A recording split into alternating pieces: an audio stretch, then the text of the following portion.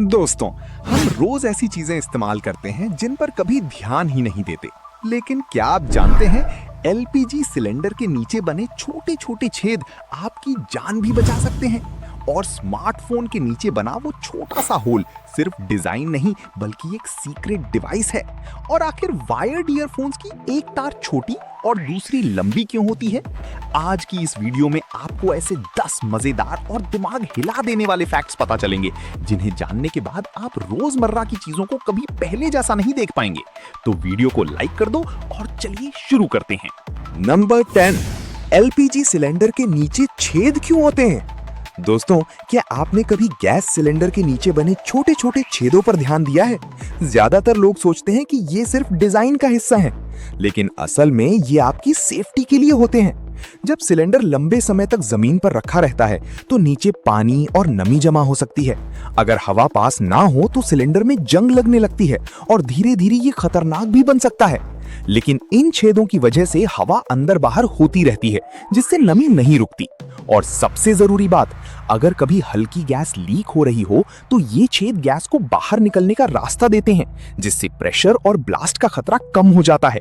मतलब ये छोटे छेद सिर्फ हवा के लिए नहीं, आपकी जान बचाने के लिए भी हैं। नंबर 9, फोन के नीचे छोटा सा होल क्यों होता है? क्या आपने कभी चार्जिंग पोर्ट के पास बना छोटा सा छेद देखा है?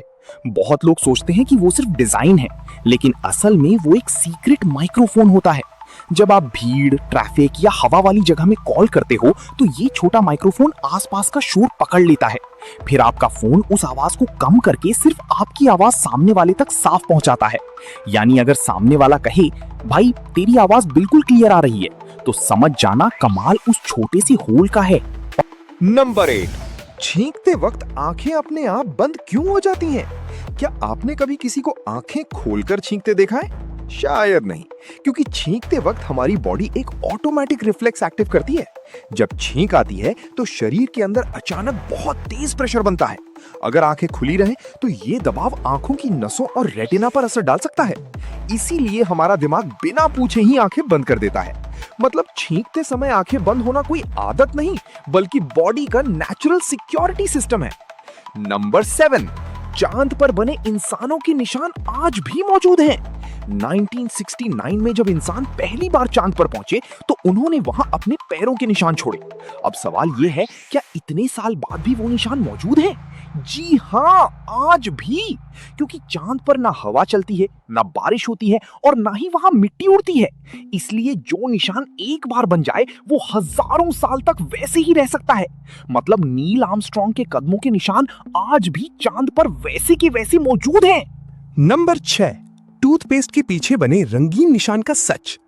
क्या आपने टूथपेस्ट की ट्यूब के पीछे बने छोटे रंगीन चौकोर निशान देखे हैं? कुछ लोग कहते हैं हरा मतलब नेचुरल, काला मतलब केमिकल, लेकिन सच्चाई कुछ और है। असल में ये निशान सिर्फ मशीन के लिए होते हैं।